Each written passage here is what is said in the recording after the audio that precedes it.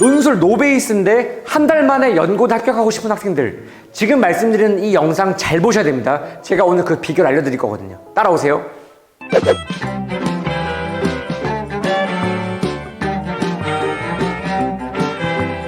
연고대 편입시험이 이제 한 달 남았습니다. 노베이스인 친구들은 이제 막 당황해요. 어떻게 해야 내가 준비해야 되지 하는데, 일단 노베이스인 친구들은 마지막 최후 30일의 시간은 정말 알차게 잘 써야 됩니다. 아무리 못해도 일주일에 4일, 6시간 투자 시간을 확보할 수 있게 되면은 일주일에 24시간 정도의 논술에 투자할 수 있게 되는데요. 그러면 2주차가 됐을 때는 48시간을 확보할 수 있게 됩니다. 자, 그러면은 이 48시간의 시간이면 뭘 할 수 있냐, 여러분들이.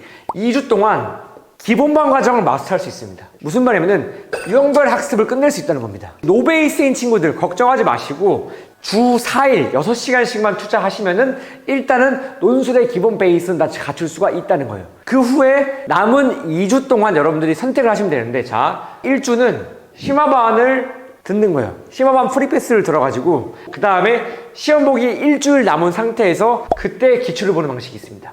요 2주 동안 기본만 보실 때는 48시간을 쓰셨는데, 요 1주 심화반을 투자할 때 이 시간 동안은 여러분들이 대략 40시간 정도를 투자해야 됩니다. 그래서 이 정도 시간을 확보하려면 아무리 못해도 주 5일 8시간 정도를 투자해 주셔야지 가능한 수치입니다. 정리를 하면은 2주 동안은 기본반을 다 수강을 하고 남은 1주 동안은 심화반을 주 5일 8시간씩 투자하셔가지고 심화반까지 마스터를 하는 겁니다.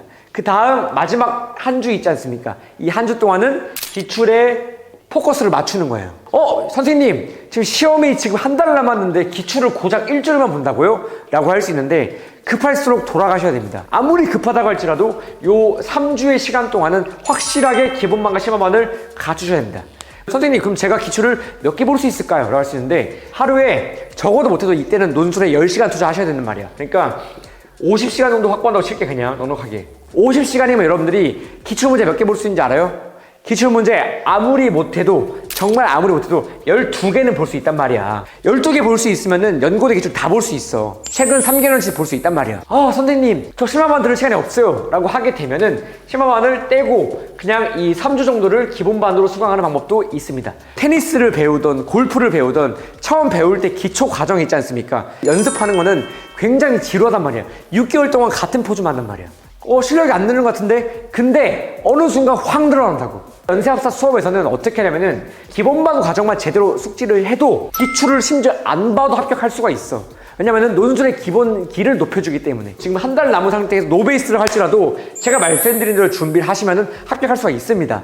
지금 이 영상 보고 노베이스인데 어떡하지? 나 고민이다. 당황하지 마시고 제가 말씀드린 대로 준비하시면은 지금 시작하시는 학생들도 합격할 수가 있다는 겁니다.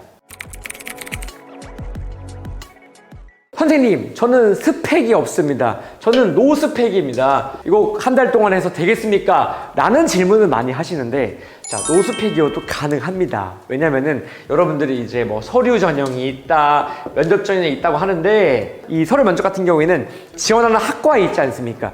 그 학과랑 내가 현재 있는 전적대의 학과를 잘 결합시켜서 글을 쓰면 돼요.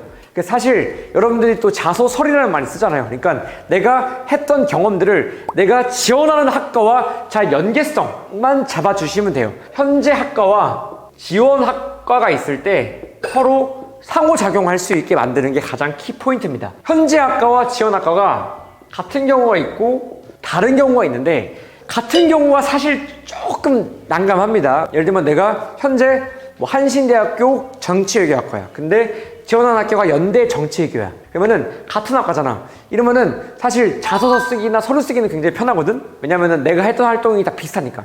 근데 이렇게 되면 교수님한테 의심을 살 수가 있어요. 그래서 여러분들께서 학과가 같은 경우에는 그에 따른 당위성 확실하게 좀 보여주시면 돼요. 정말 사실 나는 내가 원래 있는 현재 학교에 있고 싶었는데 어쩔 수 없이 우리 학교에서 이 부분이 없기 때문에 연고대를 가게 됐다. 라는 식으로 설득만 잘 할 수 있으면은 교수님이 오케이를 한다는 겁니다. 이 부분에 설득력을 있게 만드는 게 되게 중요하고요. 결국 이것도 만들기 나름입니다. 그래서 지금 한 달 남은 상황에서 여러분들이 할 수 있냐 없냐 걱정하시는데 가능하다는 겁니다. 아시겠죠?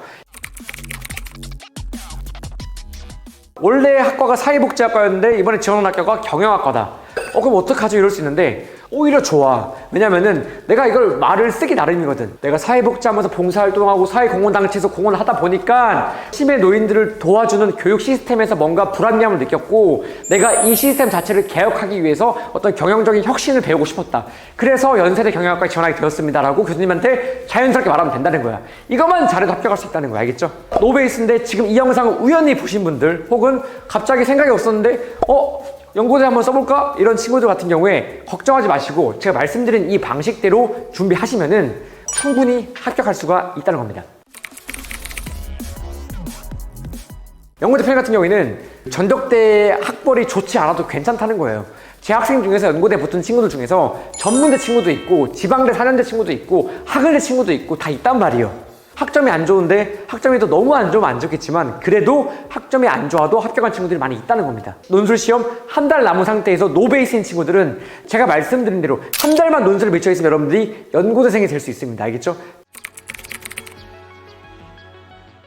이전에 미리 시작한 학생들보다는 불리한 게 사실은 맞지만 그 불리함을 정말 노력으로 극복할 수 있는 마지막 시간, 마지막 골든타임이 바로 지금 이 한 달이라는 거야. 정말 이 한 달만 잘 여러분들 준비하면은 연세대, 고려대 합격할 수 있게 된다는 겁니다. 여러분들이 꼭 명심하시고 준비하시기 바랍니다. 아시겠죠? 다들 화이팅!